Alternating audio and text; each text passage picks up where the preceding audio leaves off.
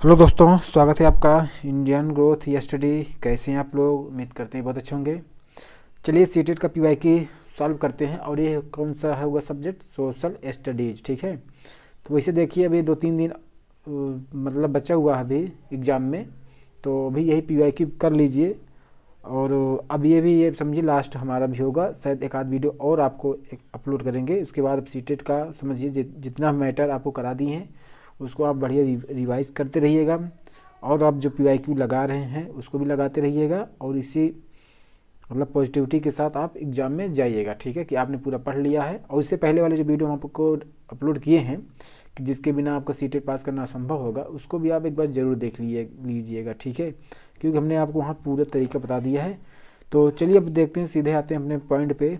Social studies वाला solve करते हैं 6 से 8 के लिए 60 क्वेश्चन जो जिसमें दिया है। ठीक है, इसको हम पढ़ सॉल्व करते हैं। ठीक है, 60 क्वेश्चन होगा यहाँ पे। ठीक, तो चलिए देखते हैं पहला क्या है 60 क्वेश्चन में। पहले देख रहा है हड़प्पा निवासी, जो हड़प्पा निवासी संबंध रखते थे कैसे रखते थे? कांस्य युगीन थे, ताम्र युग से थे, पीतल युग से थे कि लौह युग से थे? तो जो हड़प्पा वाले थे ये कौन से युग से थे? ये आप पढ़े भी होंगे, कांस्य युग से ये संबंधित थे। ठीक है, तो जैसे पता है कि जब जब इतिहास शुरू होता है, आपको बताया था ना कि प्राग ऐतिहासिक काल होता है, फिर आद्य ऐतिहासिक। ठीक है, पहले आद्य क्या कहते हैं, पहले प्री हिस्ट्री या प्राग ऐतिहासिक, फिर आद्य ऐतिहासिक, फिर ऐतिहासिक काल। तो जो होता है प्राग ऐतिहासिक में, इसी में क्या होता है, पूरा पाषाण काल, मध्य पाषाण काल, फिर नव पाषाण का, फिर नव पाषाण का काल के जो एकदम उन्नत अवस्था होती है, तो उसी में शुरू होती है क्या, उसी में होता है हड़प्पा सभ्यता या सिंधु घाटी की सभ्यता। और इसी में जो होता है पीतल के साथ क्या करते हैं ये लोग, टिन टिन मिला करके एक धातु बनाते थे, और उसी को कहते थे कांसा, या इसी को ब्रॉन्ज कहते थे। ठीक है, तो क्योंकि सारी वस्तुएं जो भी इनका प्रयोग होता था वो सब कांस्य पर आधारित होता था। जैसे पाषाण काल जो था वो पत्थरों पर आधारित था, लगभग सभी वस्तुएं। तो हड़प्पा वाले को क्या था, लगभग जो वस्तुएं थी वो सब जो है कांस्य पर आधारित था, इसलिए इसको जो कांस्य युगीन सभ्यता कहा जाता है। ठीक है, तो इस तरह ऑप्शन जो इसका आपका सही हो जाएगा ऑप्शन नंबर 1। ठीक है, कांस्य युग से ये संबंधित थे। ठीक, तो पहला ऑप्शन यहाँ से हो जाएगा 31 में पहला। ठीक, अब चलिए देखते हैं इसके आगे क्या है। 32 में क्या पूछ रहा है, इसमें पूछ रहा है ए और बी जो कथन दिया है, इसमें पहला क्या दे रहा है, ए और बी पर विचार कीजिए और सही वाला आपको विकल्प को चयन करना। ठीक, तो चलिए देखते हैं इसमें क्या है। इतिहासकार हिस्टोरियन की बात कर रहा है। इतिहासकार समय को केवल घंटों, दिन या वर्षों में बीतने के रूप में देखते हैं।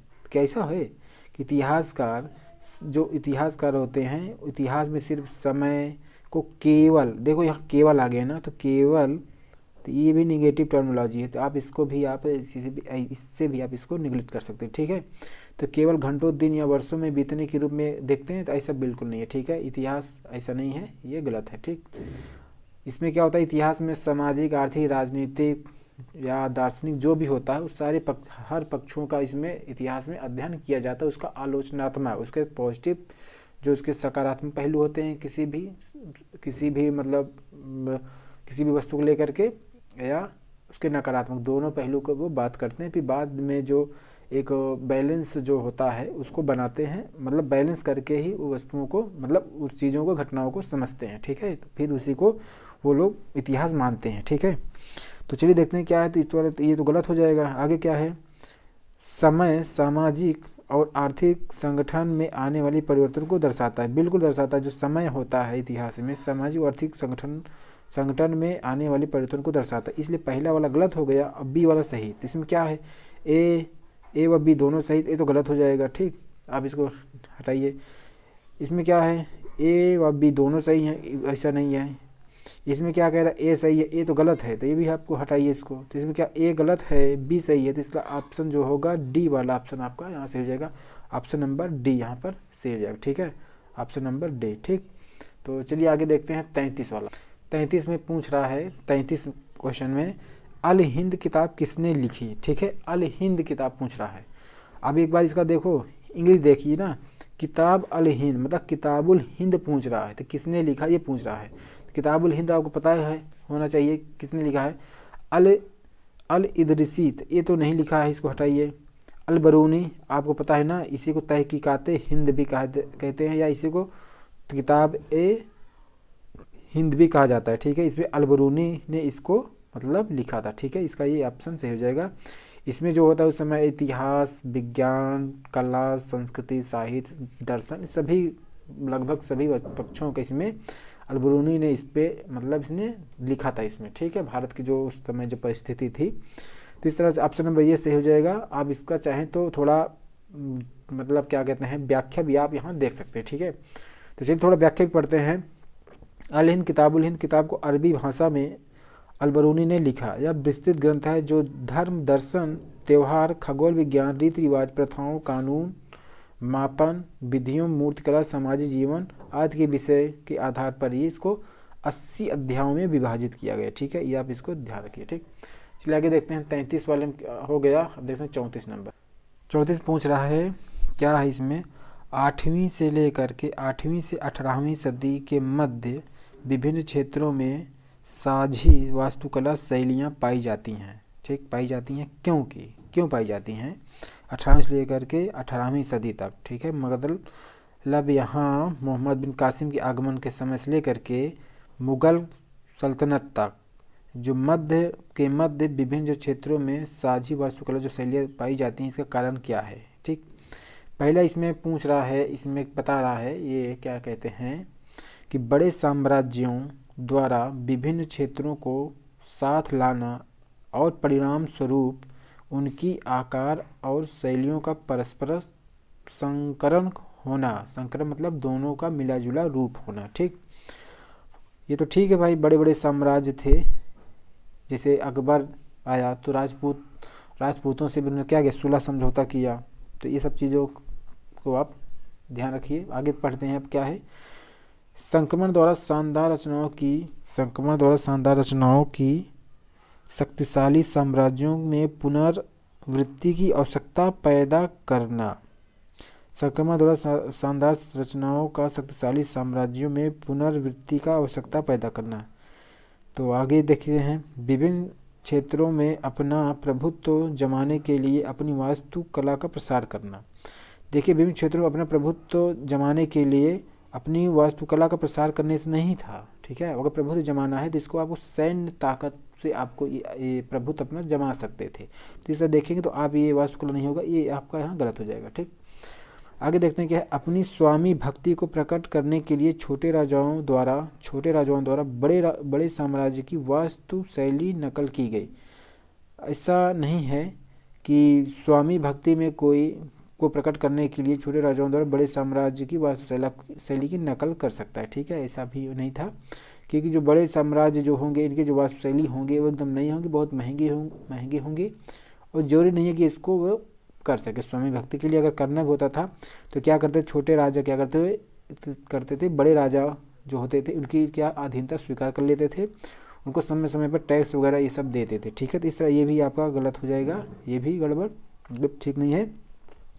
आगे देखते हैं, पहला दूसरा वाले में क्या है, बड़े साम्राज्यों के द्वारा विभिन्न क्षेत्रों के साथ मिलाना और परिणाम स्वरूप उनकी आकार और शैलियों का परस्पर संक्रमण होना। ये यहाँ भी ये पहला वाला सही जा रहा है। ठीक है, इसमें क्या है, संक्रमण द्वारा शानदार रचनाओं की शक्तिशाली साम्राज्यों में पुनर्वृत्ति की आवश्यकता पैदा, ऐसा नहीं है। तो इस तरह से इस भी आपका सही गलत हो जाएगा। इस ऑप्शन नंबर जो ए होगा पहला वाला आपका ए नंबर सही हो जाएगा। ठीक है, पहला नंबर ए वाला सही हो जाएगा। चलिए अब आगे देखते हैं। चलिए 35 में क्या है, 35 पूछ रहा है, 35 पूछ रहा, निम्न कथनों पर विचार करें और सही विकल्प को चयन कीजिए। ठीक है, यहाँ सही विकल्पों को चयन करना है। तो इनमें क्या है, आज से लगभग 2000 साल पहले चरक नाम के एक वैद्य पैदा हुए। उन्होंने कहा था कि मनुष्य के शरीर में 360 हड्डियां होती हैं। चरक जैसे पता है कि ये बिंबिसार के ये समय ये थे। ठीक है, चरक नहीं, उसके समय तो जीवक था। ठीक, तो चलिए देखते हैं, नहीं ठीक है, ये चरक था, चरक की बात कर रहा है। तो 360 हड्डियाँ थी आगे देखते हैं क्या, दांतों के जोड़ और उपास्थियों के संयोजन से चरक इस संख्या पर पहुंचे थे। ठीक है, तो जैसे पता है कि चरक जो थे ये पहली बार इन्हें क्या कहते हैं, इनको जो डॉक्टरी का जो इनका सर्जरी जो का नॉलेज था, इन्होंने पहली बार इन्होंने इसका इम्प्लीमेंट किया था। इसका जो ऑप्शन होगा आपका दोनों सही हो जाएगा। ठीक है, ए और बी दोनों सही हो जाएगा। ठीक है, आप ए और बी यहाँ दोनों सही है। ठीक है, तो चलिए आगे देखते हैं 36 वाले में क्या है। इसमें मिलान करने वाला दिया है। मिलान क्या करना है 36 वाले में, कथक मतलब नृत्य शैली है और राज्य ये दिया है। ठीक है, तो पूछ रहा है कथक कहाँ की है, भरतनाट्यम कहाँ है, और कथकली कहाँ है, कुचिपुड़ी कहाँ है। ठीक है, तो आप इसका आप याद करने का जो सही मेथड है इसका है, जैसे ट्रिक कुछ है जैसे कच्ची पूड़ी, तो कच्ची पूड़ी सॉरी कुचिपुड़ी, कुचिपुड़ी कहाँ का, आंध्र प्रदेश। ठीक है, तो आंध्र प्रदेश ऐसे समझो, मान लो जो लोग ब्लाइंड होते हैं, अंधे होते हैं, आप उनको कच्ची पूड़ी भी खिला सकते हैं। ठीक है, जैसे मान लीजिए कच्ची पूड़ी से आंध्र प्रदेश हो गया। ठीक, तो आप देखो डी का पहला किसी में है कि नहीं, तो आप देख रहे हो डी का पहला सिर्फ देख रहे एक में ही दिख रहा है, डी का पहला एक में ही दिख रहा है। इस आधार पर आप एक भी आपके आधार पर आप इसको सही कर सकते हैं, मतलब बी वाला ऑप्शन यहाँ सही होगा। लेकिन आगे भी देखते हैं। ठीक है, आगे जैसे देखते हैं, पहले कथक, कथक कहाँ का है, तो कथक उत्तर प्रदेश का, अपने कहाँ का है, उत्तर प्रदेश का कहाँ है, कथक है। ठीक है, तो आप देख रहे हैं ए का कौन सा हो रहा है, ए का 3 भी जा रहा है। ठीक है, ए का 3 जा रहा है, तो ये भी आपका क्या हो रहा है, सही जा रहा है। जैसे देखते हैं हम क्या है, भरतनाट्यम, देखते हैं भरतनाट्यम, ये बड़ा बड़ा सा है भरतनाट्यम। ठीक है, देख लीजिए 3 4 7 अक्षरों का है, तो ये भी 7 अक्षरों से रिलेटेड है। ठीक है, मतलब बड़े नाम तो बड़े राज्य से, तो भरतनाट्यम कहाँ का है, तमिलनाडु। ठीक, तो ये भी आपका बी का 2। अब देखते हैं क्या, कथकली, कथकली, तो कथकली कहाँ बचा, जो बचा इसी में का केरल हो जाएगा। इस तरह ऑप्शन नंबर आपका ये जो बी वाला है, ये ऑप्शन नंबर बी आपको यहाँ सही हो जाएगा। ठीक है, इस तरह से आप इसको सही कर सकते हैं। चलिए आगे देखते हैं 37। 37 में दिया है कि निम्नलिखित समुदायों का सही क्रम कौन सा है जिन्होंने शासकों के खिलाफ विद्रोह किया, प्रारंभिक विद्रोह से प्रारंभ करते हुए। तो जैसे दिया संथाल, कोल, बस्तर, वर्ली। तो जैसे पता है संथाल 1856 में हुआ था। ठीक है, तो पहले आगे पूरा पढ़िए, कोल, संथाल, बस्तर, वर्ली। अब ऑप्शन मतलब सी डी में क्या है, ऑप्शन सी में क्या है, संथाल, बस्तर, कोल, वर्ली। डी में क्या है, कोल, संथाल, वर्ली, बस्तर। तो आपका यहाँ जो आपको सही मिलेगा, तो आपको यहाँ कोल, कोल कब उठा, 1800।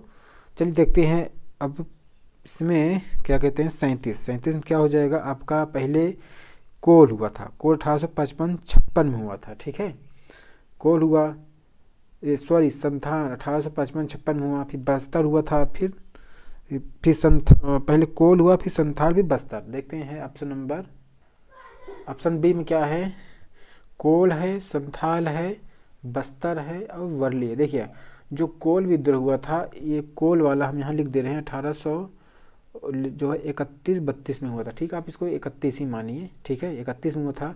संथाल हुआ था आपको 1856 में, 1856 या 55-56 में भी आता है। ठीक है, उसके बाद जो बस्तर वाला विद्रोह हुआ था, बस्तर वाला ये हुआ था 1910 में। ठीक है, 1910 में हुआ था।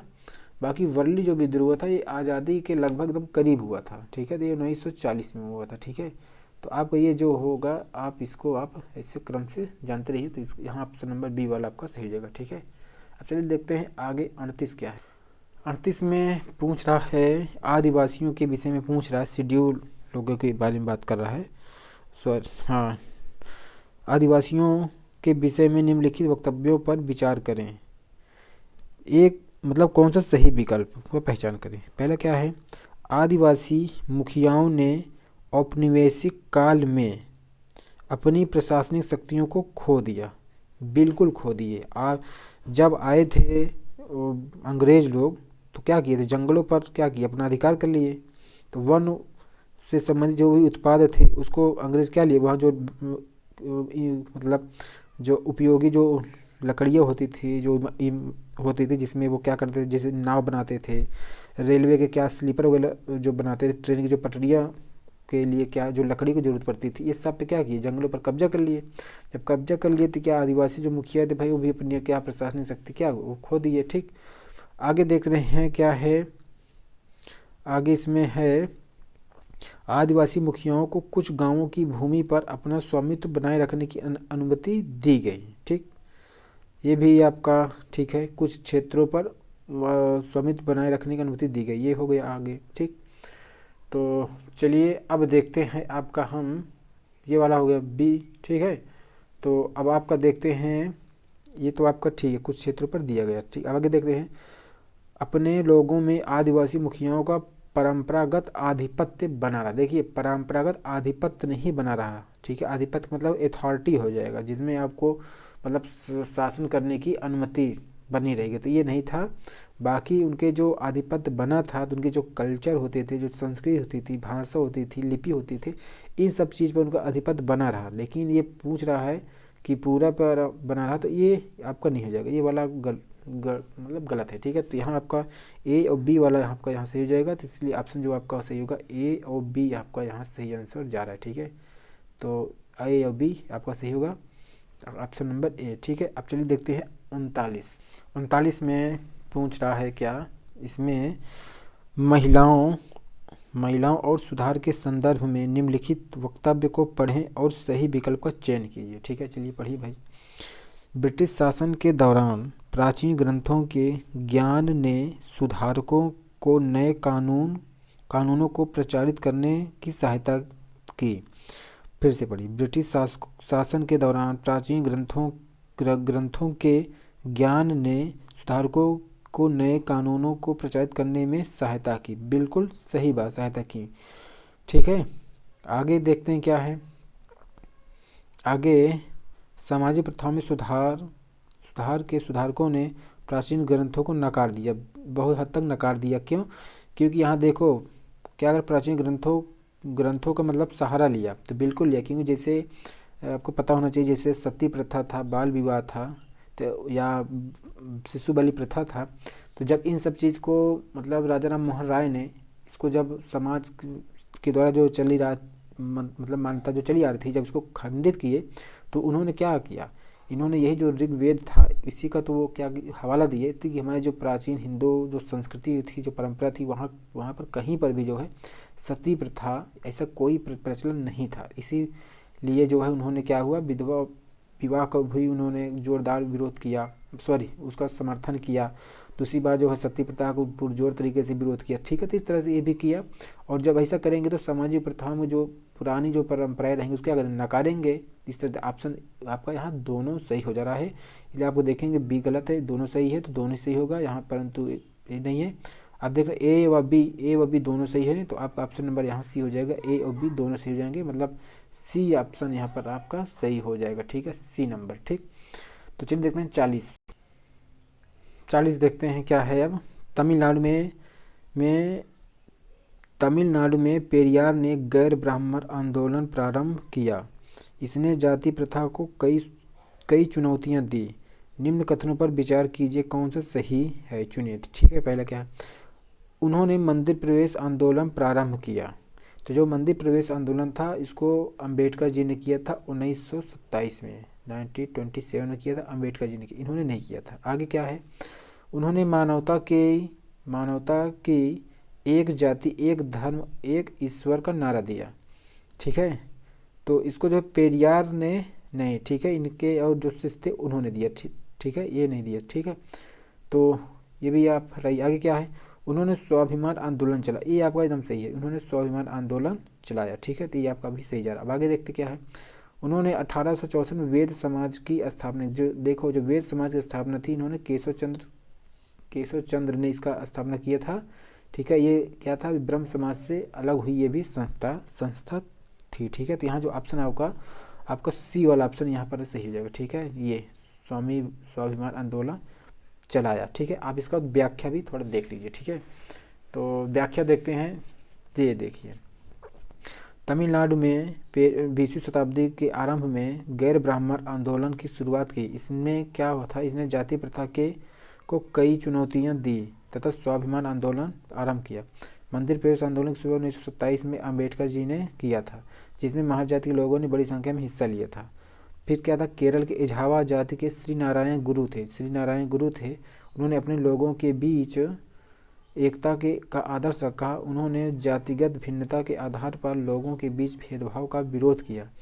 उनका एक महत्वपूर्ण कथन था, ये क्वेश्चन कई बार पूछा गया है, ये कि क्या कहते हैं, इन्होंने इनका नारा था, ओरू जाति ओरू मतम ओरू दैवम मनुष्यानो, मतलब इसका होता है मानवता की एक जाति एक धर्म एक ईश्वर है। ठीक, इसको इन्होंने कौन कहा, नारायण गुरु ने।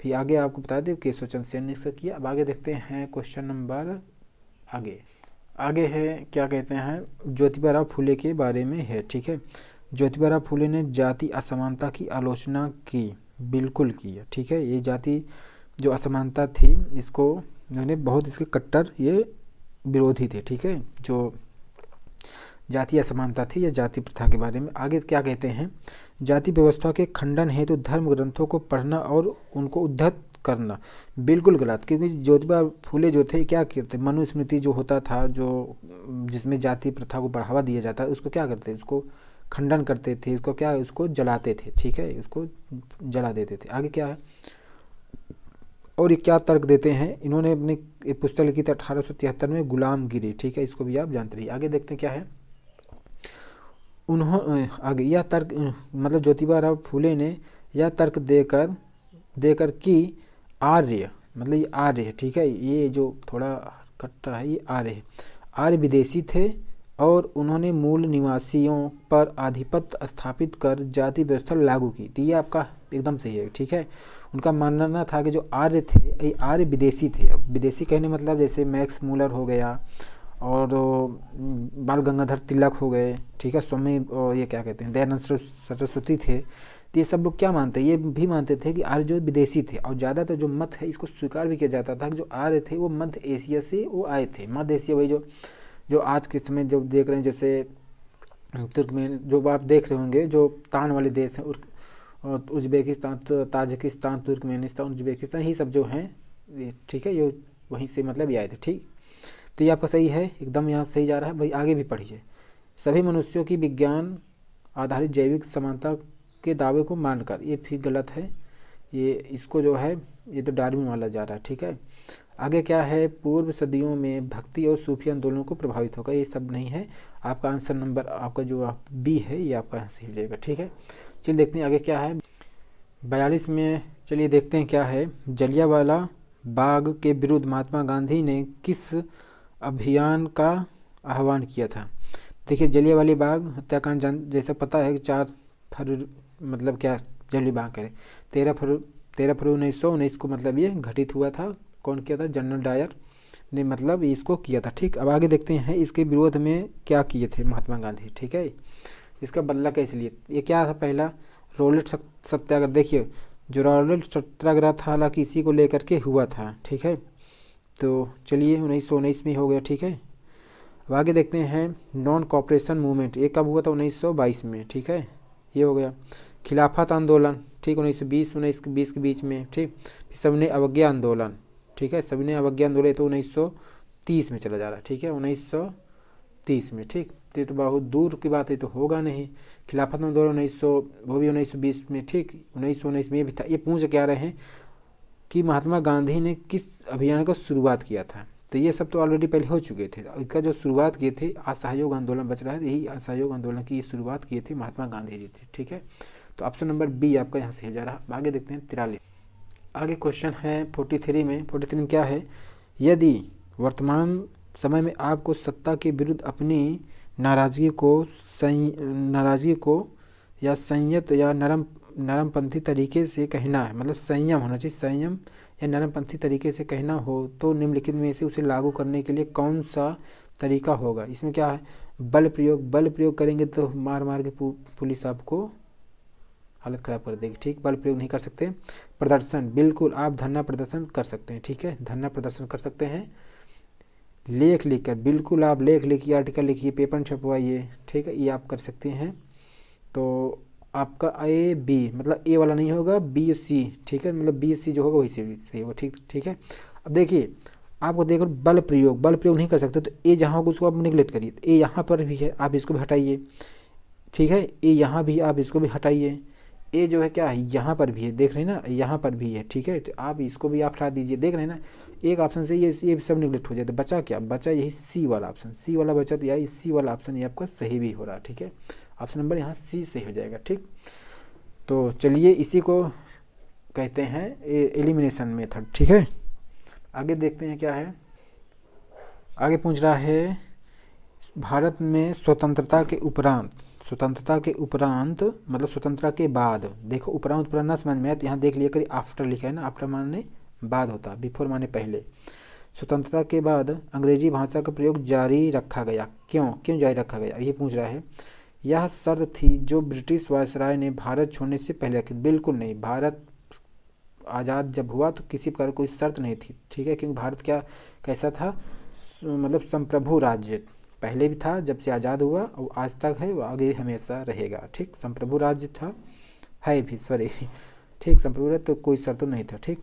आगे देखें, यह प्रशासनिक परंपराओं को औपनिवेशिक भारत से स्वतंत्र भारत में सरल रूप से परिवर्तित होने में सहयोग देगा। ऐसा कुछ भी नहीं था कि यह प्रशासनिक परंपराओं को औपनिवेशिक भारत से स्वतंत्र भारत में सरल रूप से परिवर्तित होने में सहयोग कर, ऐसा भी नहीं है, ठीक है।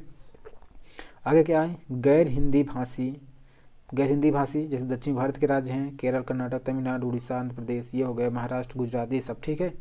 गैर हिंदी भारतीय राज्यों का, गैर हिंदी भाषी भारतीय राज्यों की मांग एक, मतलब उनकी एक मांग थी, उनके समझ में आने वाली भाषा की थी, ठीक है। देखिए जो इंग्लिश है वो क्या था, ग्लोबल भाषा है, ठीक है। अंग्रेजों ने हमारे ऊपर क्या किया था, राज किया था 200 वर्षों तक, ठीक है।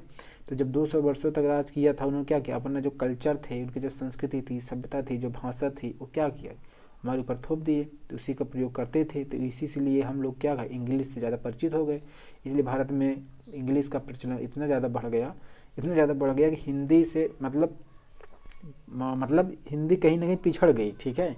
एक समय था, जैसे दक्षिण भारत में आप जाएंगे तो हिंदी मतलब लोग उतना आपका काम नहीं चल पाएगा, ठीक है। तो हिंदी इसलिए रखा गया ताकि जो गैर हिंदी भाषी राज्य वो भी मतलब अनुकूल मतलब हो सके, ठीक है। तो यह आपका यहाँ सी सही, लेकिन आगे पढ़िए, ठीक है। आगे क्या है, भारत सरकार भाषा आधारित राज्य बनाने की मांग पर काबू रखना चाहती थी, ऐसा नहीं है, काबू पाने के लिए ऐसा कुछ नहीं था, ठीक है। तो इस तरह जो ऑप्शन नंबर ये सी होगा, ऑप्शन नंबर सी सही हो जाएगा, ठीक है। आगे देखते हैं, आगे पूछ रहा है क्या, तारों के बारे में दिए गए निम्न कथनों ए बी को पढ़िए और नीचे के विकल्पों में सही उत्तर को चयन कीजिए, सही वाले को आप चयन करना। क्या दे रहा है स्टेटमेंट, पहला सूर्य एक तारा है, बिल्कुल सूर्य एक तारा है, ठीक। आगे क्या है, बी रात के समय चमकते हुए अनगिनत तारे सूर्य के समान ही हैं, बिल्कुल सही है, दोनों सही है। क्योंकि सूर्य के जैसे बहुत सारे तारे हैं और वो हमें दिखाई नहीं देते, क्योंकि वो हमसे बहुत दूर हैं, तो इसलिए दिखाई नहीं देते, और ये दोनों सही है। इसलिए ए ऑप्शन आपको जो देखेंगे ए सही है, बी गलत, ए हट जाएगा, ए भी हट जाएगा, तो ए और बी आपको देख रहे हैं दोनों सही होगा, ठीक है। तो ए बी दोनों सही हो जाएगा, जहाँ सी ऑप्शन यहाँ सही हो जाएगा, ठीक। चलिए आगे देखते हैं। आगे पूछ रहा है कौन सी संरचना उत्तरी अमेरिका महाद्वीप को दक्षिणी अमेरिकी महाद्वीप से जोड़ती है, ठीक है। इसमें क्या पर्वत श्रृंखला, तो इंडीज वगैरह, ठीक है, ये नहीं होगा, ठीक है। इंडीज रॉकी, ठीक, ये नहीं होगा, ठीक। स्थल संधि अस्थमस, इसको हम बता चुके हैं, ये क्वेश्चन रिपीटेड है, ठीक है। नहर वगैरह नहीं है, जल डमरू ये भी नहीं है, ये जो होगा स्थल संधि यहीं पे है, जो पनामा से ये जो जुड़ा है, पनामा देश से, ठीक है, ये हो गया।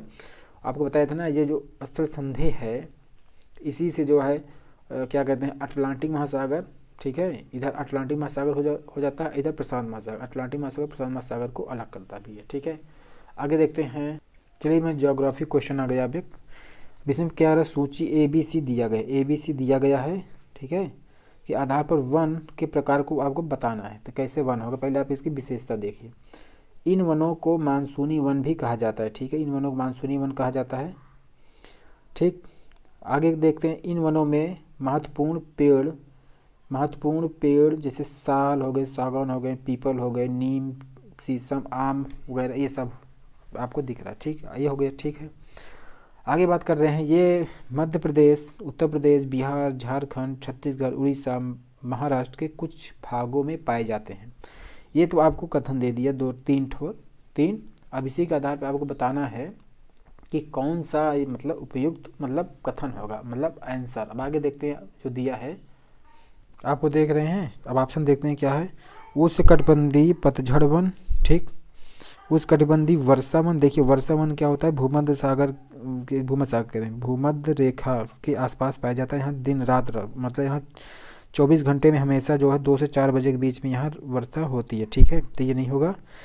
और देखो तो मैंग्रोव वन, मैंग्रोव वन भी नहीं होगा। ये हमेशा क्या होते हैं, जल में डूबे हुए वन होते हैं। ठीक है, ये भी नहीं होगा। पर्वतीय वन भी नहीं होगा।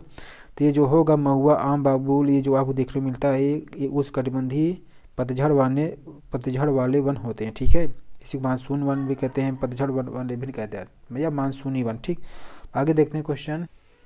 इसमें क्या पूछ रहा है, इसमें इनमें से कौन से घटकों में अंतर के कारण, किस घटक में अंतर के कारण किसी स्थान की प्राकृतिक वनस्पति की सघनता एवं प्रकार में भी परिवर्तन होता है। ठीक है, किस में परिवर्तन होता है वही ये पूछ रहा है। ठीक है, तो यहाँ पर ये देखो, ये ऑप्शन वगैरह यहाँ कुछ नहीं है, शायद ये मिस्टेक वगैरह दिया है, कैसे क्या नहीं है। अब डायरेक्ट आंसर पे आपको हम देखते हैं। ठीक है, क्योंकि जहाँ पर जो है किसी प्रकार का कोई परिवर्तन ये नहीं मतलब नहीं होता। ठीक है, क्या है, इनमें कौन से घटक कारण किसी स्थान की प्राकृतिक वनस्पति की सघनता एवं प्रकार में भी परिवर्तन होता है। ठीक है, तो देखते हैं क्या है इसमें, तापमान एवं नमी, तो ये भी ठीक। आगे क्या है, अक्षांश एवं ऊंचाई, ये हो गया। आगे क्या है, ढाल एवं मिट्टी की परत की मोटाई, तो पौने की बहने की दिशा। तो यहाँ पे आपको जो होगा सबसे उपयुक्त विकल्प का चयन कीजिए। फिर से आप पढ़िए, कौन घटकों में अंतर के कारण किसी स्थान की प्राकृतिक वनस्पति की सघनता एवं प्रकार में भी परिवर्तन होता है। देखिए वनस्पति की सघनता एवं प्रकार में कहाँ पर होता है परिवर्तन, तो आप मुझे देख रहे हैं ढाल एवं मिट्टी की मोटाई, ये बहुत जरूरी होता है। ठीक है, ये तो ऑप्शन नंबर आपका ये सही हो जाएगा सी। ठीक है, तो ये ठीक। अब आगे देखते हैं, इसमें पूछ रहा है राइन घाटी और वाजिस पर्वत किसका उदाहरण है। तो वह राइन नदी और वाजिस जो पर्वत हैं, ठीक है, ये हैं ब्लॉक माउंटेन, भ्रंशोत पर्वत, ये वलित पर्वत, ये नए वाले पर्वत होते हैं। ज्वालामुखी ये भी नहीं, ग्लेशियर ये भी नहीं। आपको जो सही आंसर होगा ये भ्रंशोत या ब्लॉक पर्वत। ठीक, ऑप्शन नंबर ए। 50 वाले में क्या पूछ रहे हैं, 50 में निम्न में से कौन सा रेगिस्तान का उदाहरण है। रेगिस्तान का उदाहरण है सुंदरम, मतलब ये सुंदरम मतलब सुंदर वन पूछ रहे, सुंदर वन नहीं होगा रेगिस्तान। ठीक है, सुंदर नाम से ही जब सुंदर वन है तो सुंदर नहीं होगा। ठीक, पूर्वी घाट ये भी नहीं होगा, सह्याद्री ये भी नहीं, ये वही पश्चिमी घाट की बात कर रहा है। लद्दाख, ये जो लद्दाख है इसी को ये रेगिस्तान कहा जाता है। क्यों, क्योंकि यहाँ जो बर्फ़ होती है, ये बर्फ़ का जो है मतलब बर्फ़ की ये यहाँ पूरा बिछा हुआ होता है बर्फ़, तो इस कारण जो है यहाँ पर ये सफ़ेद रेगिस्तान ये होता है, इसे ठंडा रेगिस्तान भी कहा जाता है। ठीक है, या ठंडा रेगिस्तान या मरुस्थल। आगे देखते हैं क्या है, इसमें है 51 में पूछ रहा है, क्या पूछ रहा है, कौन सा कथन समुद्र के ऊपर तापमान में कम भिन्नता को समझाता है। मतलब समुद्र के ऊपर तापमान में कम भिन्नता को दर्शाता है। ठीक है, कम भिन्नता को दर्शाता है या समझाता है, यही आपको बताना है। क्या है, समुद्री धाराओं की उपस्थिति तापमान को स्थिर बनाए रखता है। तो ऐसा कुछ नहीं है, तापमान को बनाए रखने के समुद्री धाराओं का कोई मतलब रोल नहीं होता है। आगे देखते हैं, अधिकतर समुद्र ध्रुवों के पास पाए जाते हैं। ऐसा कुछ नहीं है, अधिकतर समुद्र ध्रुवों के पास पाए जाते हैं। ठीक है, ये भी गलत होगा। समुद्र का पानी धीरे धीरे गर्म होता है, धीरे धीरे गर्म और धीरे धीरे ठंडा होता है। एकदम सही है, जैसे आप एक बाल्टी पानी भर के रख दीजिए छत पर, तो आप देखेंगे तो धीरे धीरे गर्म होगा और धीरे धीरे ठंडा भी होता है। ठीक है, अब आगे देखते हैं क्या है, उच्च वायु दाब की उपस्थिति तापमान को कम भिन्नता में योगदान देता है। ऐसा कुछ नहीं है कि उच्च वायु दाब या निम्न वायु दाब रहेगी। अगर इतना उच्च वायु दाब रहेगी तो क्या जो ध्रुवीय जो प्रदेश होते हैं तो क्या वहाँ पे फिर क्या कहते हैं, गर्म ही तापमान होना वहाँ भी होना चाहिए, ठीक है। तो ऐसा नहीं होता है, तो ये भी गलत हो जाएगा। आपको जो सही आंसर होगा सी वाला ऑप्शन यहाँ सही जा रहा है। तो आपको जो होगा ये सब नहीं, बी भी नहीं, सी, तो केवल आपका यहाँ सी वाला आंसर आपका सही हो जाएगा, आंसर नंबर सी, ठीक है। अब चलिए देखते हैं आगे क्या है। 52 में पूछ रहा है क्या, ये कथनों के आधार पर वायुमंडल की परत की पहचान है, मतलब कि परत को पहचानना। क्या पूछ रहा है, यह परत बादलों एवं मौसम संबंधी घटनाओं से लगभग मुक्त होता है। तो इसे किसी बात कर रहा है, समताप मंडल ही ऐसा होगा, ठीक है। आगे देखते हैं क्या, मतलब वहाँ मौसम या बादल संबंधी घटना नहीं पाई जाती, ये हो गया। आगे पूछ रहा है इसमें ओजोन गैस भी पाई जाती है, इसमें ओजोन गैस भी पाई जाती है। तो आपको पता होना चाहिए सबसे पहले क्या होता है, क्षोभ मंडल होता है। क्या होता है, क्षोभ मंडल होता है सबसे, ठीक है। फिर आपको समताप होता है, ठीक है। तो इसी जो समताप मंडल होता है, इसकी जो ऊंचाई होती है इसके लगभग कहीं 8 किलोमीटर तो कहीं 18 किलोमीटर होता है। जैसे ध्रुव पर आप जाएंगे, ध्रुव पर जो 8 किलोमीटर पाया जाएगा और विषुवत रेखा पर 18 किलोमीटर, ठीक है। जो समताप होता है इसकी ऊंचाई जो होता है 1 से 50 किलोमीटर तक पाया जाता है। इसी में जो है ये दोनों चीज़ पाया जाता है। इस तरह जो ऑप्शन नंबर आपको होगा ये समताप मंडल, इसको आपको कई बार बता चुके हैं, ठीक है। ये समताप मंडल, ये भी रिपीटेड क्वेश्चन, ठीक।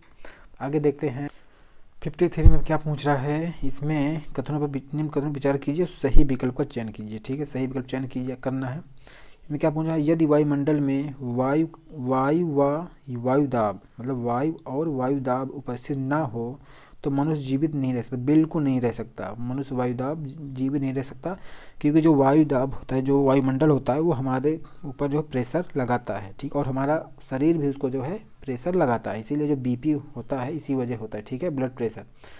तो ठीक है, इस तरह दोनों न्यूट्रल हो जाता है, मतलब संतुलित हो जाते हैं। इस तरह से जो है हमको मतलब ये समझ में भी नहीं आता।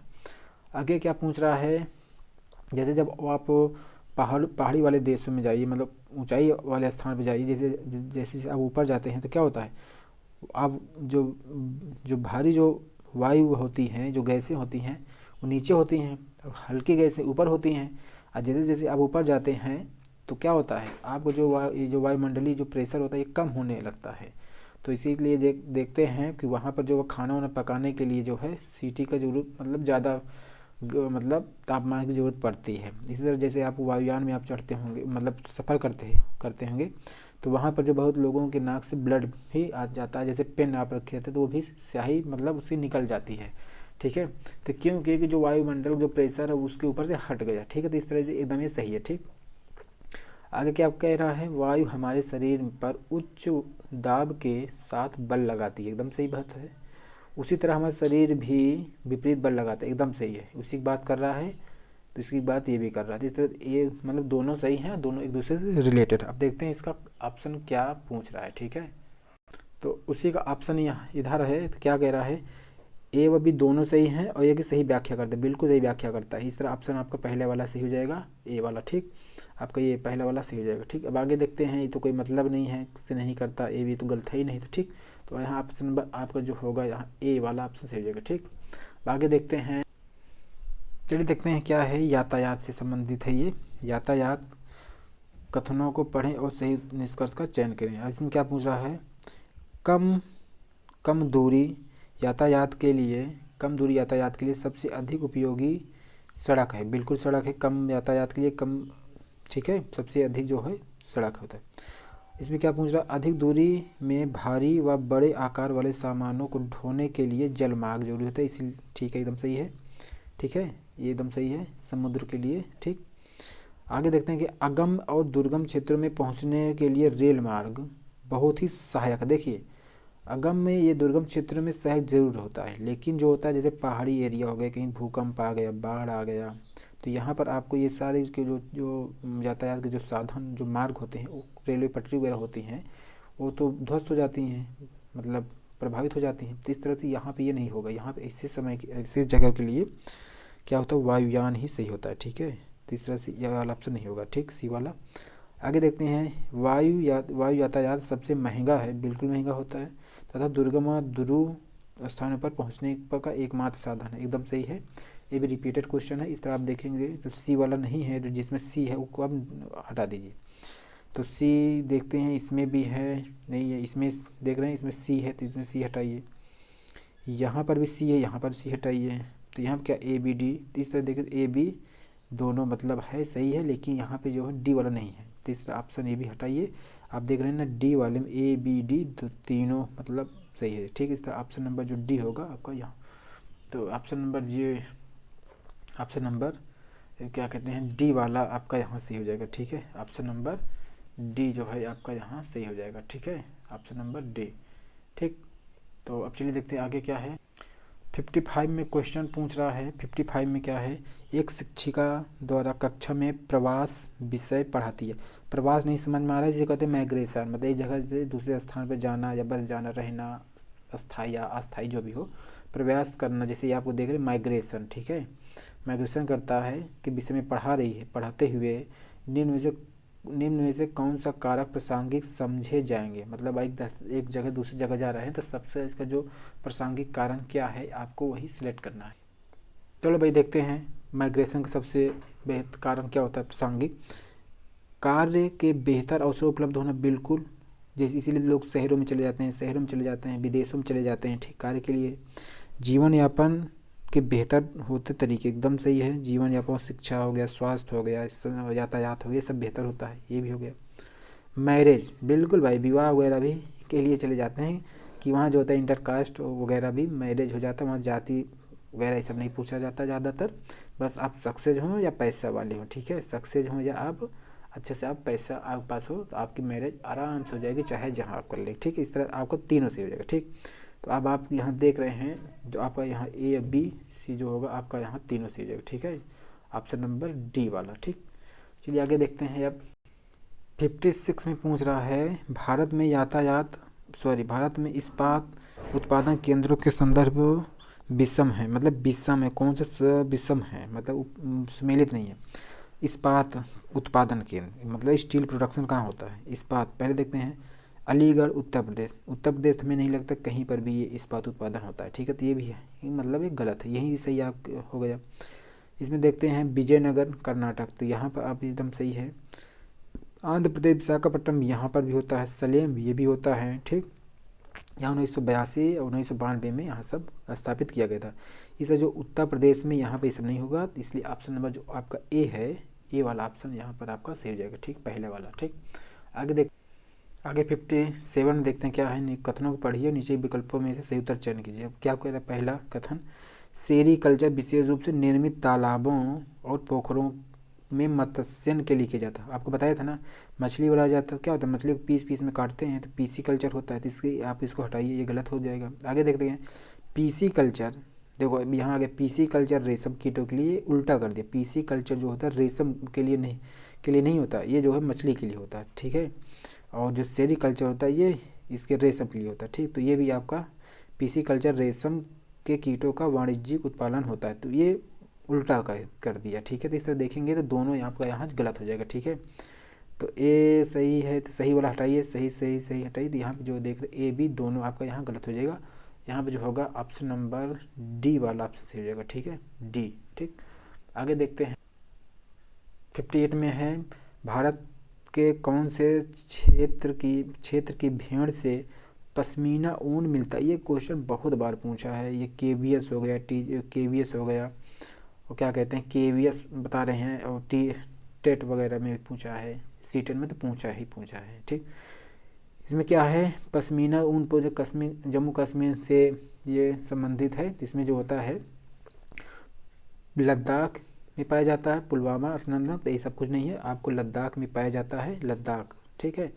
और इसमें जो बकरी होती है, चांगरा बकरियों से वो ऊन तो प्राप्त होता है, ठीक है। कौन सी बकरियाँ, चांगरा बकरी होती है, चांगरा, ठीक, इससे होता है। अब आगे देखते हैं 59 में पूछ रहा है, विभिन्न समुदायों के लोग विभिन्न प्रकार के तरीकों से एक दूसरे का अभिवादन करते हैं। देखो विभिन्न प्रकार के लोग एक दूसरे का अभिवादन करते हैं, ठीक है। तो इसे क्या कहते हैं, समाजवाद है। समाजवाद में ऐसा नहीं है, एक ही तरह होता है, समाज का नियंत्रण होता है सरकार का। धर्मनिरपेक्ष, ये भी नहीं, डाइवर्सिटी ये भी सही है, सामाजिक न्याय ये भी। अब आप देखिए इंग्लिश वर्जन, आप देखिए डिफरेंट की बात कर रहा है ना, डिफरेंट की बात कर रहा है, तो डाइवर्सिटी अगर ये सब पॉजिटिव शब्द आ गए तो ऐसे भी आप देख रहे हैं पॉजिटिव यहाँ पर आपको काम कर रहा है। इस तरह ऑप्शन नंबर सी आपका यहाँ से हो जाएगा, ठीक है। तो आप पॉजिटिव शब्द देख रहे हैं हर जगह काम करता है। अब आगे देखते हैं 60 में पूछ रहा है निम्नलिखित कथनों को ध्यान में रखकर विकल्प का चयन कीजिए। ध्यान रखने ये भाई पहले क्या होता है, राज्य का प्रमुख राज्यपाल होता है, एकदम सही होता है। जैसे देश का प्रमुख कौन होता है, राष्ट्रपति होता है, इसलिए राज्य का प्रमुख राज्यपाल होता है, एकदम सही है। आगे क्या कहता है बी वाले में, राज्यपाल की नियुक्ति राज्य सरकार द्वारा यह सुनिश्चित करने के लिए होती है कि राज्य सरकार संविधान के नियमानुसार अपना कामकाज चलाए। ये तो ठीक है कि राज्य सरकार संविधान के अनुसार नियम कानून चले तो ठीक है, लेकिन जो राज्यपाल जो नियुक्ति होती है राष्ट्रपति महोदय करते हैं, ठीक है, तो राष्ट्रपति करते हैं। इसमें देख रहे हैं ना, ए वाला गलत हो गया, बी वाला सॉरी ए वाला सही है, बी वाला गलत। तो इस तरह देखेंगे क्या होगा, ए सही है और बी गलत है। इस तरह ऑप्शन नंबर चाहे तो आपका ए ही सही हो जाएगा, ठीक है। तो ए गलत होगा नहीं, ए बी दोनों सही है, ए तो गलत है, बी है ठीक, तो ऑप्शन नंबर ए आपका सही हो जाएगा, ठीक।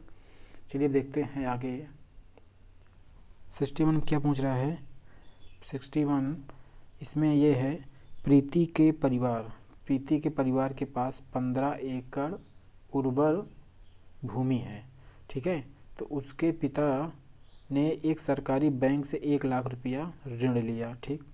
हालांकि असमय वर्षा से खेती में बाढ़ आ गई, ठीक है, और उनकी फसल बर्बाद हो गई।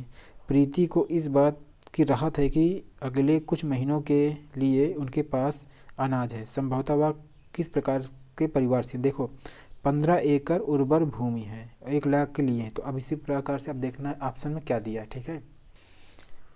चलो भाई देखते हैं, 15 एकड़ भूमि है तो कैसे होंगे, क्या मजदूर होंगे 15 एकड़ होगा, तो नहीं होगा। छोटे किसान होंगे, छोटे किसान के पास नहीं होगा, तो यहाँ क्या होगा, बड़े किसान, एकदम सही है कि लार्ज फार्मर के पास ऐसा होगा, छोटे दुकानदार की बात ही नहीं है। यहाँ जो ऑप्शन आपका हो जाएगा ऑप्शन नंबर सी, बड़े किसान है, 15 एकड़ ज़मीन है, तो ठीक है। तो आगे देखते हैं आप 62 में पूछ रहा है, हिंदू उत्तराधिकार संशोधन अधिनियम 2005 निम्न में क्या प्रदान करता है, ठीक है। इसमें क्या प्रदान करता है, कुल नाम न अपनाने की स्वतंत्रता, तो ऐसा नहीं है, ठीक है। पिता की संपत्ति पर पुत्र और पुत्री का समान अधिकार, तो ये एकदम आपका सही हो जाएगा, ठीक है। तो ये क्या, महिलाओं द्वारा हिंदू विवाह अधिनियम के अंतर्गत वैवाहिक अवस्था को खारिज करना, ये भी गलत है। कृषि भूमि पुत्र को वंशन होगा, तो ये भी नहीं, तो ऑप्शन नंबर जो बी है आपका यहाँ से हो जाएगा, ऑप्शन नंबर बी, ठीक है। अब चलिए देखते हैं आगे क्या है 63 में। तो 63 में क्या पूछ रहा है, कौन सा बुनकर सहकारी संस्थाओं के संदर्भ में सही है, ठीक है। पहला क्या है, व्यापारियों के ऊपर निर्भरता को कम करने और बुनकरों की आय बढ़ाने में सहायता करता है, ठीक है भाई। व्यापारियों के ऊपर निर्भरता को कम करता है और बुनकरों की आय बढ़ाने में सहायता करता है, एकदम सही है, ठीक। आगे देखते हैं, अप्रत्यक्ष रूप से बड़ी कंपनियों को सहायता करता है, ऐसा क्यों करेगा भाई वो बड़ी कंपनियों की सहायता, ठीक है, तो वो नहीं करेगा, ठीक है, ये गलत है। बुनकर सदस्य दादन व्यवस्था में काम करते, देखो दादनी व्यवस्था की बात कर रहा है, तो ये जब औपनिवेशिक समय था तब ये चला था, तो ये भी नहीं होगा।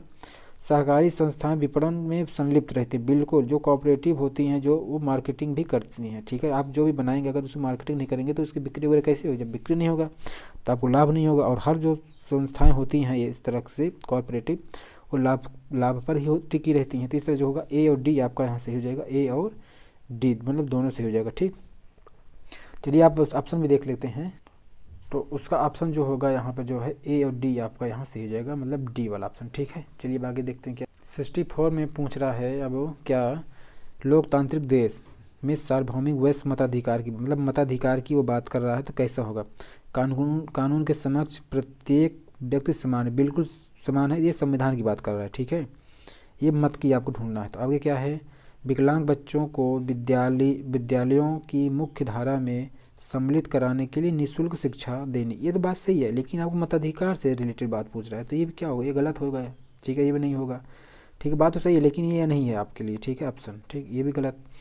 आगे पूछ के यार 18 साल से ऊपर की उम्र की महिलाओं को मत देने का अधिकार, क्या महिलाएं देंगे तो क्या पुरुष नहीं देंगे मत, बिल्कुल गलत। तो आगे देखते हैं क्या है, प्रत्येक व्यक्ति जो 18 साल से ऊपर की उम्र का है उसे मत देने का अधिकार है, चाहे उसकी सामाजिक आर्थिक पृष्ठभूमि कैसी भी हो। तो यही ऑप्शन आपका डी वाला सही हो जाएगा, ठीक है, ऑप्शन नंबर डी, ठीक। चलिए आगे देखते हैं 65 में देखते हैं क्या है, उच्च शिक्षा हेतु लड़कों व लड़कियों को विभिन्न विषयों को चुनने के लिए इसलिए समाजीकृत नहीं किया जाता है क्योंकि उनमें उस विषय के लिए अभिवृत्ति पाई जाती है, बल्कि उन्हें अपने लिंगानुसार विषयों को आत्मसात करने व चुनने के लिए तैयार किया जाता है। इसे निम्न से देखा जाता है। देखो वही जेंडर वाली फिर से बात कर दिया ना, तो आपको बताए थे ना इसमें क्या देखना है, स्टेरियोटाइप। तो स्टेरियोटाइप देखते हैं क्या, भेदभाव, ये हटाइए, हनन उल्लंघन ये भी नहीं। लेकिन स्टेरियोटाइप आपको ऑप्शन यहाँ मिल गया, तो इसलिए ऑप्शन नंबर सी आपको सही हो जाएगा। ठीक है, जब आपको भी मिले स्टेरियोटाइप आप ढूंढिएगा। ठीक है, वो आपको सही हो जाएगा, रूढ़िबद्ध धारणाएं। ठीक, इस तरह ऑप्शन नंबर सी सही हो गया। अब आगे देखते हैं, पहले 66 में देखते हैं क्या, 66 में क्या है। इसमें पूछ रहा है बाल अधिकार। बाल अधिकार बिल में वर्णित है। बाल अधिकार में क्या है, ध्यान दीजिए। पहले क्या, मुझे पहला ए में क्या है, मुझे अच्छी शिक्षा का अधिकार है। मुझे अच्छी शिक्षा का अधिकार है और सब बच्चों को स्कूल जाने के लिए प्रोत्साहित करने का दायित्व सबका है। ठीक है, 29 क्या 28 29 23। ठीक है, इसमें तो बता रहे हैं बच्चों से रिलेटेड शोषण के विरोध अधिकार, ये सब अधिकार है, मतलब अभिव्यक्ति वगैरह की स्वतंत्रता।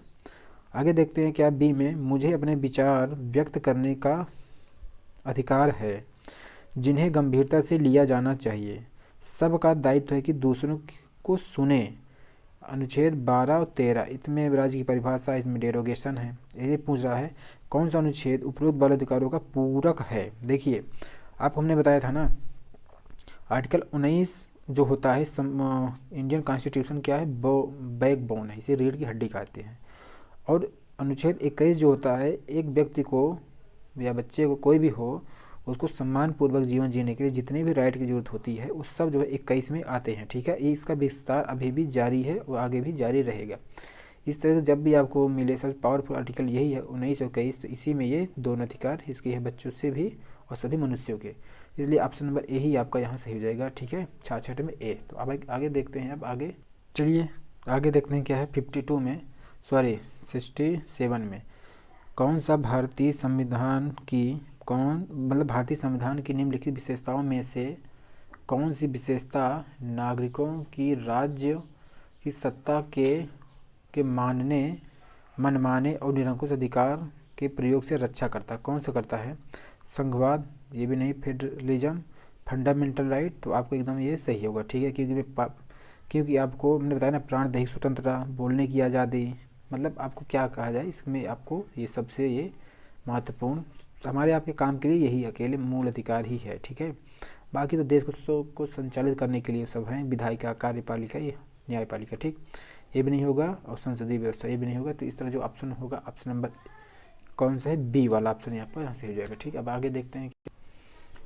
आगे है, यदि न्यायपालिका को लगता है कि संसद द्वारा पारित किया गया कोई कानून संविधान की आधारभूत ढांचे का उल्लंघन कर रहा है तो उसे रद्द करने का उसके पास अधिकार है। यह कहलाता क्या है, विवादों का निपटारा, नहीं, न्यायिक समीक्षा, जुडिशियल रिव्यू। ठीक है, ये ऑप्शन सही हो जाएगा। आगे भी देखते हैं, कानून की रक्षा और मौलिक अधिकारों का क्रियान्वयन, ऐसा नहीं है, स्वतंत्र न्यायपालिका, तो ये नहीं है। तो यहाँ पे जो होगा जुडिशियल रिव्यू के तहत जो है वो करती है। ठीक है, ये 137। ठीक, अब आगे देखते हैं क्या है 69 में क्या है, विकलांग व्यक्तियों के लिए बनाए गए विकलांगता अधिनियम 2016 के संदर्भ में सही नहीं है। क्या सही नहीं है, ठीक है। पहला क्या है, सरकार विशेष विद्यालयों स्कूलों में विकलांग बच्चों की शिक्षा को प्रोत्साहित करती है। क्या सही नहीं है, सरकार विशेष विद्यालय स्कूल में विकलांग बच्चों की शिक्षा को प्रोत्साहित करती है। क्या सिर्फ विशेष विद्यालयों में ही करती है, वो तो हर विद्यालय में करेगी भाई। ठीक है, आगे देखते हैं क्या है। ठीक, अभी इसको हो सकता है सही, आगे पढ़िए। समाज में पूर्ण भागीदारी के लिए विकलांग व्यक्तियों को भी समान अधिकार प्राप्त है, बिल्कुल सही है। ठीक, आप लेकिन गलत वाला ढूंढना है। ठीक है, केंद्र सरकार को विकलांग व्यक्तियों हेतु उच्च शिक्षा संस्थानों में 10% आरक्षण दिया जाना चाहिए, एकदम सही है, आरक्षण दिया भी जाता है। ठीक है, ये हो गया। आगे पूछना केवल, देखो केवल आ गया ना, केवल से हटा दीजिए। ठीक है, केवल केंद्र सरकार के ऑफिस तथा संस्थानों को पहुंच योग्य बनाना तथा उनमें रैंप बनाए जाने चाहिए, ये भी सही बात है। ठीक है, इस तरह ऑप्शन देखा जाए तो ये बात कर रहा है ऑप्शन नंबर ए वाला आपका ऐसे हो जाएगा। ठीक है, तो अब आगे देखते हैं ये क्वेश्चन देखते हैं। ये बहुत बार क्वेश्चन पूछा गया है, चाहे कोई वनडे एग्जाम हो, पीसीएस वगैरह में बहुत बार पूछा है। निम्नलिखित में से 1987 की भोपाल गैस त्रासदी का एकदम सही वर्णन मानेंगे। संपीड़ित गैस सीएनजी, ये नहीं था सीएनजी वगैरह। इसमें क्या था, रसोई घर एलपीजी, ये भी नहीं था। क्षेत्रीय स्तर पर बीमारी फैला रहे चूहों को मारने के लिए एक जहरीली गैस का उत्पादन, ये भी नहीं। आगे पढ़िए। कीटनाशक का उत्पादन करने वाले एक प्लांट से जहरीली गैस का रिसाव हुआ था, इसे कहते हैं मिथाइल आइसोसाइनाइड, ठीक है, मिथाइल आइसोसाइनाइड, ठीक है, मिक, इसी का रिसाव हुआ था, जहाँ से बहुत सारे लोग मारे भी गए थे, और अभी भी वहाँ लोग विकलांग भी बने हुए हैं। ठीक, आगे देखते आगे क्या पूछ रहा है इसमें। इतिहास के किस भाग को एक विशेष स्तर पर पढ़ाना है, यह निर्भर करता है। एक विशेष स्तर पर पढ़ाना चाहिए या किस पर निर्भर करता है। इतिहास के अवसरों पर, इतिहास के स्वभाव पर, इतिहास के लक्ष्यों एवं उद्देश्यों को, इतिहास की मान्यताओं पर। ऐसा नहीं होगा, इसमें इतिहास के जो लक्ष्य और उद्देश्य होंगे उसी के आधार पर आपको ये निर्भर करता है कब उसको इस उद्देश्य से उसको पढ़ाना जाना चाहिए। ठीक है, आगे देखते हैं। चलिए देखते हैं, इसमें एनसीएफ के बारे में पूछ रहा है, एनसीएफ के बारे में बात कर रहा है। एनसीएफ 2005 के अनुसार माध्यमिक स्तर पर सामाजिक विज्ञान पढ़ाने का प्राथमिक उद्देश्य क्या होना चाहिए। पहले क्या है, छात्रों को रुचियों और भावों को जांचने में सहायता देना, छात्रों को उनकी रुचियों और भावों को जांचने में सहायता देना, ताकि वे विश्वविद्यालय स्तर पर कोर्स या व्यवसाय का चयन करें। देखो, कोर्स व्यवसाय आपको पता है निगेटिव है, तो इसको आप हटाइए, ठीक है, ये रद्द हो जाएगा, निगलेक्ट होगा। आगे क्या है, राष्ट्र के समक्ष सामाजिक आर्थिक चुनौतियों की समझ विकसित होगी, अंडरस्टैंडिंग होगी। इनको देख रहे हो ना, develop and understand about social and economic challenge faced by the nation. तो ये वाला सब एकदम सही है। आगे देखते हैं क्या है, पर्यवेक्षण क्या है, पर्यवेक्षण, पहचानने और वर्गीकरण कौशल विकसित कर। भाई अब वर्गीकरण करके क्या है करें, क्लासिफिकेशन करने के लिए आप ये सब पढ़ेंगे नहीं ना, तो इसको आप हटाइए, ये भी निगलेक्ट हुआ। आगे क्या है, प्राकृतिक और सामाजिक वातावरण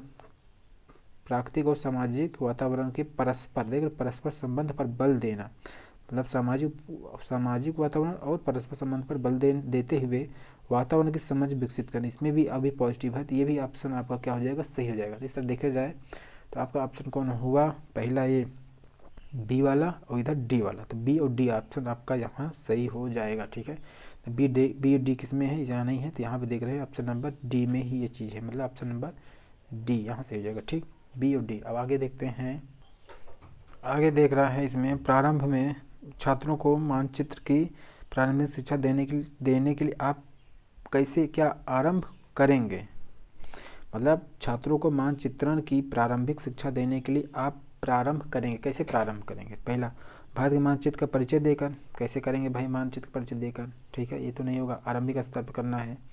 छात्रों को कक्षा का मानचित्र बनाने के लिए कहना, ये भी नहीं होगा कि कक्षा का मानचित्र बनाने के लिए। ठीक, आगे क्या है, मानचित्र की रूपरेखा को अंकित करने का निर्देश देना। वो निर्देश देगा तो भाई आप क्या करेंगे फिर। ठीक, आगे पूछ रहा है, छात्रों को दिशाओं, बिल्कुल स्केल, मापदंड और चिन्हों को समझाकर। पहली बात तो बहुत लोगों को समझ ही नहीं होता कि पहले आप बताइएगा कि उसको क्या उत्तर, ये ऊपर उत्तर होता है, दक्षिण होता है, ये पूरब, ये पश्चिम, फिर आपको ये इसमें बताइएगा ये क्या होगा, उत्तर पूरब होगा, फिर यहाँ आप बताइएगा पश्चिम पूरब, फिर ठीक है दक्षिण पश्चिम, फिर दक्षिण पूरब। इस तरह से आपको बच्चों को ये सब नॉलेज, आपको दिशाओं का ज्ञान कराना होगा। इस तरह ऑप्शन नंबर आप यहाँ डी वाला सही होगा। आगे देख, इसमें है, अब क्या कह रहा है, जल के विषय में पढ़ाते हुए अध्यापक एक लड़की की जो घर पर कई प्रकार से जल बचाती है कहानी सुनाता है। बिल्कुल सुनाता एग्जाम्पल सेट करता है। वह कौन सी युक्ति का प्रयोग कर रहा है। पहले क्या, वृत्तांत उपागम या इसी को नैरेटिव अप्रोच, बिल्कुल ठीक। ऑब्जर्वेशन उपागम, ऑब्जर्वेशन नहीं किया, ऑब्जर्वेशन किसी चीज़ को दूर से किया जाता है, ठीक है, ये भी नहीं होगा। समस्या समाधान से बात ही नहीं है यहाँ पर। ठीक, चर्चा, ये भी नहीं है। तो क्या कर रहा है, अप्रोच नैरेटिव सेट कर रहा है, ज़्यादा सो एग्जाम्पल सेट कर रहा है ताकि बच्चों को समझ में आ जाए अच्छे से। ठीक है, तो ये ऑप्शन नंबर ए सही होगा। 75 में देखते हैं क्या है, 75 में कौन सा मूल्य एवं भाव दर्शाता है कि छात्रों ने विविधता का संप्रत्यय समझ लिया है? राष्ट्रीय प्रतीकों और इमारतों के प्रति आदर दर्शाना। ठीक है, चलिए आगे बढ़िए। क्या समझ लिया है? विविधता का मतलब विविधता समझ लिया, डाइवर्सिटी समझ लिया। तो कैसे समझ लिया आप, कैसे आपको लगेगा, कैसे आपको पता चलेगा? राष्ट्रीय प्रतीकों और इमारतों के प्रति आदर करना, ये तो नहीं होगा। आगे चलिए देखते हैं। देश की भी विभिन्न वेशभूषा शैलियों का ज्ञान होता है। ये तो चलो ठीक है, ये भी सही है, ठीक है। आगे भी लेकिन पढ़ी, इससे बेहतर ऑप्शन मिल जाए, क्या पता। देश में बोले जाने वाले विभिन्न भाषाओं के प्रति सजागता, ये भी चलो ठीक है। आगे देख रहे हैं क्या है? विभिन्न क्षेत्रों, समुदायों, काम धंधों और भाषा वाले लोगों के प्रति आदर और प्रशंसा का भाव रखना। देखो इस वाले ऑप्शन में देख रहे हैं, सारे चीज़ इसमें कंक्लूड हो गया है, ठीक है, सब इंक्लूड इसमें हो गया है। इसलिए ऑप्शन नंबर डी आपका एकदम सुटेबल आंसर होगा, ठीक है, ऑप्शन नंबर डी। अब चलिए देखते हैं आगे। पूछ रहा है इसमें 76 में, वृत्त चित्रों का प्रदर्शन सामाजिक विज्ञान अध्ययन में उपयोगी है। वृत्त की बात कर रहा है, तो डॉक्यूमेंटरीज की बात कर रहा है, कैसे यूजफुल होगा सोशल साइंस में। पहला क्या कह रहा है? यह घटना का प्रथम दृष्टया की भांति ब्यौरा प्रस्तुत करता है। एकदम सही बात है। अगर कोई घटना हो रही है, ठीक है, आप उसका कोई डेमोन्स्ट्रेट कर दे रहे हैं, मतलब कोई प्रतीक वगैरह आप बता रहे हैं, तो उसका सही बात है, उसी तरह से वो प्रस्तुत मतलब हो जा रहा है, लगभग उसी तरह। या पाठचर्या का बोझ कम करता है, ऐसा नहीं है, बोझ वगैरह निगेटिव शब्द हटाइए। या सामाजिक विज्ञान को वैज्ञानिक विषय के तौर पर प्रस्तुत करता है, ऐसा भी नहीं है, सामाजिक विज्ञान रहने दीजिए। ये मनोरंजनदायक, ऐसा भी नहीं होगा, इसलिए ऑप्शन नंबर ए वाला आपको एकदम सही होगा, ठीक है, ऑप्शन नंबर ए। ठीक, आगे देखते हैं क्या है। अध्यापक अवसर और उपयुक्त साधन प्रदान, देखा, उपयुक्त साधन प्रदान कर विद्यार्थियों को स्वयं प्रयोग, अन्वेषण और विश्लेषण के लिए कहकर निम्न में से किस उपागम का प्रयोग कर रहा है? जैसा होता है ना, H.E.R. स्ट्रांग ने क्या था, अन्वेषण बिंदु या ह्यूरिस्टिक बिंदु क्या था, बच्चों के सामने ऐसी समस्याएं प्रस्तुत करता था, और वो समस्याएं ऐसी होती थी कि उसको समाधान करने के लिए जो लाइब्रेरी होती थी, पुस्तक होती थी, मतलब तमाम सामग्री को रख दिया जाता था कि बच्चे उस समस्या का समाधान स्वयं कर लेते। वही उसी तरह लगभग ये भी बात कर रहा है। तो क्या चीज़ें हैं, तो इसमें आप देखेंगे पाठ पुस्तक आधारित उपागम, तो नहीं भाई, पाठ पुस्तक नहीं, क्योंकि उसको अन्वेषण करना है, स्वयं का प्रयोग करना है, तो ये नहीं होगा, ठीक है। आगे क्या देख रहे हैं? सामाजिक रचनावादी उपागम।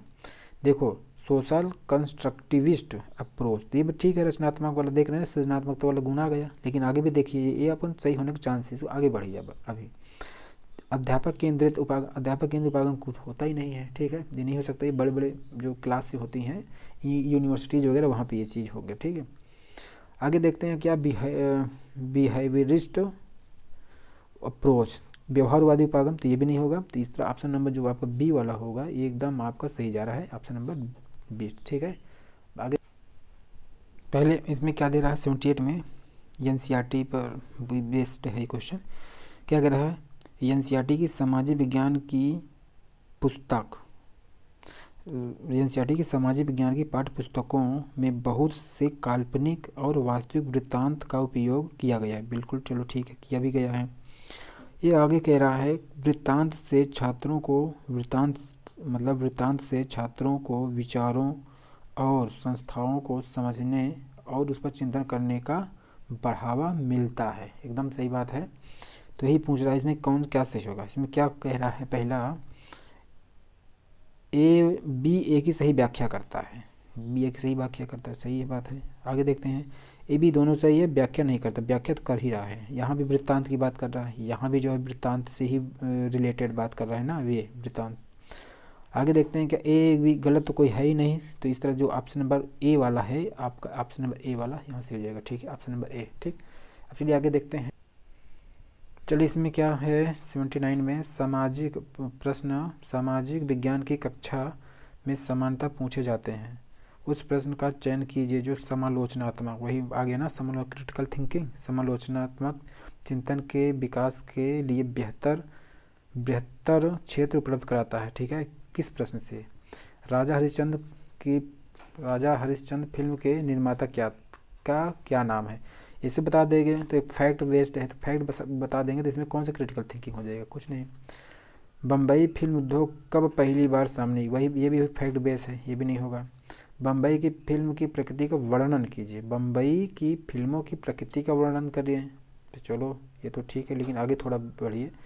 बम्बई की बहुत सारी फिल्में प्रवासियों के जीवन के बारे में क्यों थी, ये आप देख रहे हैं ना, जो ये चिंतन है क्यों थी, इसमें आपके अपने जो है कुछ विचार इसमें आएंगे। इसमें क्या होगा, जो प्रकृति मतलब जैसे ही है आपको उसी तरीके से आपको मतलब बताना है, तो इसमें आप अपना कुछ विशेष नहीं मतलब इम्प्लीमेंट कर पाएंगे, अपने विचार तर्क तथ्य वगैरह दे पाएंगे, तो इसलिए ऑप्शन नंबर जो डी है ये आपका एकदम सही जा रहा है, ठीक है, ऑप्शन नंबर डी सही होगा। आगे देख, चलिए इसमें 80 नंबर है, 80 नंबर में देखते हैं क्या है, इसमें सही का चयन करना है, ठीक है। इसमें क्या है, क्या मौजूदा वैधानिक सुरक्षा प्रावधान महिलाओं की सामाजिक बराबरी को सुनिश्चित करने के लिए काफ़ी है, यही बात कर रहा है कि मतलब जो महिलाओं की सामाजिक सुरक्षा है वो काफ़ी है, आज के बारे में वही पूछ रहा है। उपरोक्त प्रश्न आपसे अपेक्षा करता है, क्या अपेक्षा करता है, महिलाओं के लिए उपलब्ध वैधानिक सुरक्षा प्रावधानों और उनके इतिहास की व्याख्या करें। इतिहास की व्याख्या कर देने से ऐसा कुछ नहीं होगा, ठीक है, तीन की सुरक्षा काफ़ी हो जाएगी। आगे क्या क्या क्या है, सामाजिक बराबरी क्या होती है यह समझाना और उदाहरण देना। ऐसा क्या होगा भाई, उदाहरण समझा के दे देंगे तो उसकी सामाजिक सुरक्षा कैसे सुनिश्चित होगी, तो ये भी नहीं होना चाहिए। आगे क्या, वैधानिक सुरक्षा प्रावधानों को विश्लेषित करना और उनको सही ठहराना। आगे देखते हैं, बराबरी प्राप्त करने में इन वैधानिक सुरक्षा प्रावधानों की पहुंच व सीमाओं की जांच करना, ठीक है, जो पूछ रहा है क्या सही है नहीं है, तो आप इसकी जांच करेंगे सही से तभी तो आप इसको जान पाएंगे, तो इसका ऑप्शन नंबर डी आपका यहाँ सही हो जाएगा, ठीक है। इसमें क्या है, 81 में सामाजिक विज्ञान के कक्षा में यदि आपको ज्ञानार्जन है तो आगमनात्मक आगे ना आगमनात्मक उपागम का प्रयोग करना है तो आप क्या है, ठीक है, आगमनात्मक ना उदाहरण से नियम को आ गया ना। इसमें क्या है, इसमें देख रहे हैं विभिन्न उदाहरणों के बीच समानता ढूंढकर एक समान सिद्धांत पर पहुंचेगा। देखो आगमनात्मक आगमन बताया ना, यहाँ स्वर है, आप स्वर देखो, स्वर मतलब आ है तो आ से ऊ से मतलब उदाहरण, आगमन से उदाहरण मतलब आगमन से निगमन मतलब होता है, आगमन मतलब निगमन उल्टा होता है, तो इसमें क्या उदाहरण से नियम की ओर चलते हैं, तो इसमें क्या हो जाएगा, उदाहरण आ गया ना, तो उदाहरण वाला आपका सही होगा, लेकिन आगे भी आप पढ़िए, ठीक है। आगे क्या है, विभिन्न स्तरों ग्रेड की शिक्षण गतिविधियों को एकीकृत करना, ग्रेड को एकीकृत करना इससे कोई मतलब नहीं है, समस्या को एक समान सिद्धांत पर प्रयोग से हल कर लेगी, ऐसा नहीं, बच्चे स्वयं ज्ञान सृजित करने की स्वतंत्रता दे देगी, ऐसा नहीं, तो अब आपको यही वाला ऑप्शन नंबर ए वाला जो है आपका यहाँ सही हो जाएगा, ठीक है।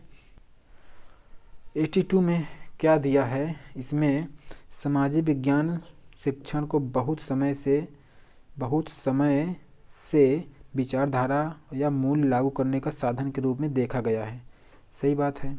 आगे देखते हैं, यह सामाजिक विज्ञान को शिक्षा शास्त्रीय पक्ष के लिए लाभकारी हो रहा है, देखो लाभकारी नहीं रहा है किसी के लिए, ठीक है, तो इस तरह देखेंगे तो ऑप्शन नंबर ए वाला सही होगा, बी वाला गलत होता है, ए सही है बी असत्य है, ठीक है, इसलिए ऑप्शन नंबर ए सही हो जाएगा, ठीक है। अब आगे देखते हैं 83 में पूछ रहा है, इतिहास अध्यापन में अध्यापक को निम्न बिंदु पर किस पर जोर देना चाहिए। देखिए इतिहास सूचनात्मक होता है, इन्फॉर्मेटिव होता है, नहीं भाई। आगे देखिए करेक्ट रिस्पांस उचित प्रतिक्रिया, ये भी नहीं। आगे देखिए कंटेंट कवरेज, तो ये भी नहीं। पाठ्यक्रम पूर्णता करने भी नहीं। सोर्स एनालिसिस आ गया ना, एनालिसिस विश्लेषण वगैरह आ गया ना, तो यही वाला ऑप्शन आपको सही हो जाएगा, ऑप्शन नंबर डी वाला, कि आपको पॉजिटिव नेगेटिव शब्द जो होता है ये हर जगह काम करता है, इस तरह ऑप्शन नंबर डी आपका सही हो जाएगा। आगे देखते हैं 84, इसमें पूछ रहा है प्रायः हम इनके लिए द्वितीयक स्रोतों का प्रयोग करते हैं, किनके लिए द्वितीयक साधनों का प्रयोग करते हैं, इसमें ऑप्शन देख, तो द्वितीयक साधन आपको यहाँ पे देखना क्या है, नई खोज। देखो नई खोज आपको बताए थे ना, नई खोज जो तो प्राथमिक हो जाता है, ठीक है, एकदम ओरिजिनल वाला, तो ये नहीं होगा नई खोज, द्वितीयक आपको ढूंढना है।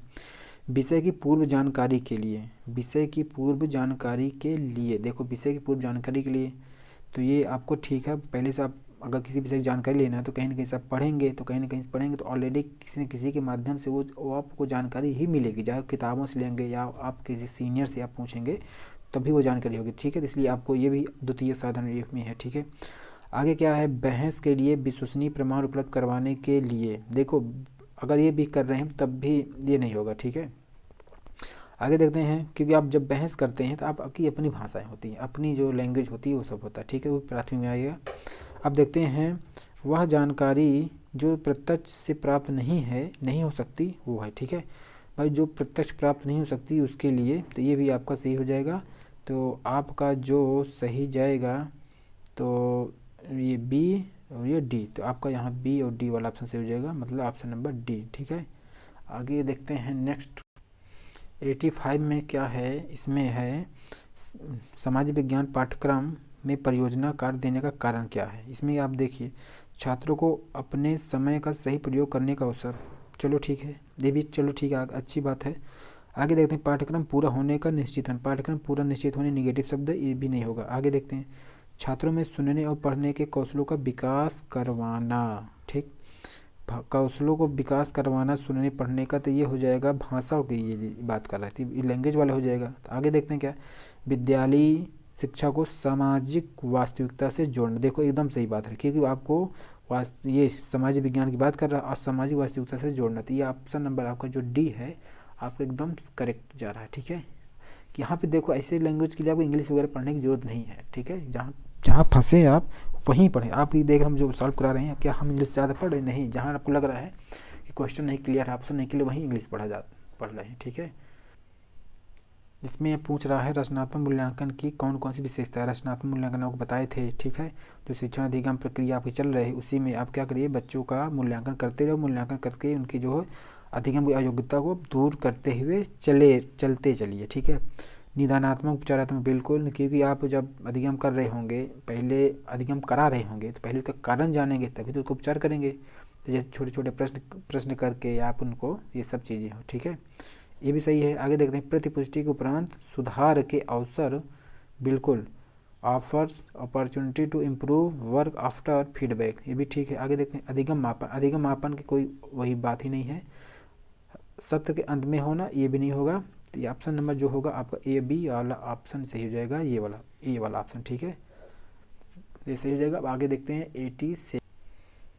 अब इसमें 87 क्या है, इसमें पूछ रहा है निम्नलिखित में से व्यवस्था संज्ञानात्मक प्रक्रियाओं के संशोधित बीएस ब्लूम, मतलब ब्लूम के वर्गीकरण का अनुक्रम सही क्रम को दर्शाता। आपको बताए थे ना, आपको ज्ञान बोध प्रयोग विश्लेषण संश्लेषण और मूल्यांकन, यही सब चीज़ आपको बताए थे। अब आप देखो इसमें क्या नहीं था, ठीक है।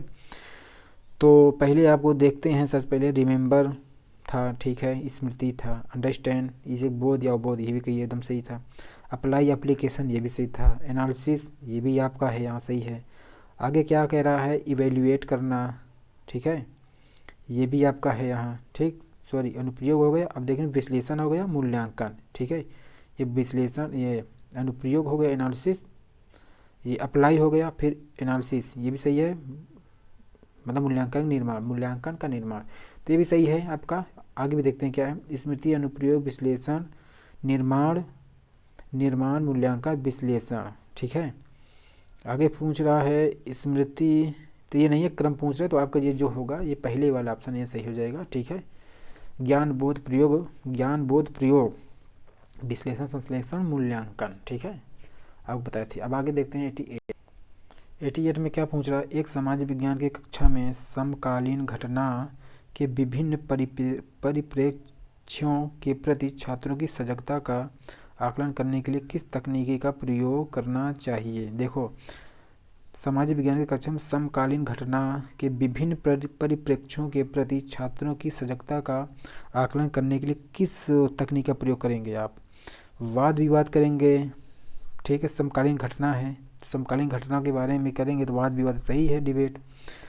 नाटक, क्या कर रहे हैं भाई, अब नाटक हर चीज़ में दिखा सकते हैं, नहीं ना, ये भी गलत।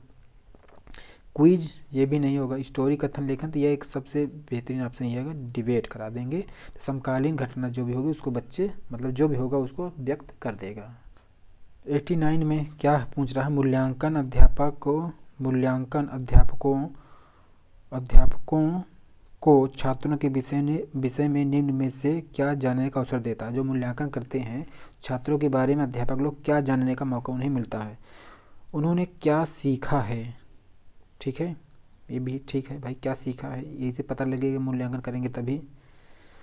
वे कैसे सीखते हैं, वे कैसे सीखते हैं, चलिए आगे देखते हैं।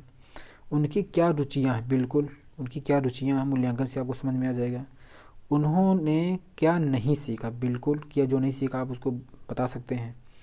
इसमें देखते हैं ए बी सी डी तो है नहीं, ए बी सी डी तो है नहीं, तो आपको निगलेक्ट करना होगा कोई ना कोई ऑप्शन। तो देखो उन्होंने क्या सीखा है और उनकी क्या रुचियाँ हैं और ये क्या है, तो इस तरह देखा जाए तो ये ए सी डी, तो आपको यही जो ऑप्शन होगा सी नंबर, ए सी वाला, ए सी डी वाला ऑप्शन सही हो जाएगा, मतलब सी ऑप्शन, ठीक है। अब चलिए आगे देखते हैं 90 और लास्ट क्वेश्चन देखते हैं इसमें क्या पूछ रहा है।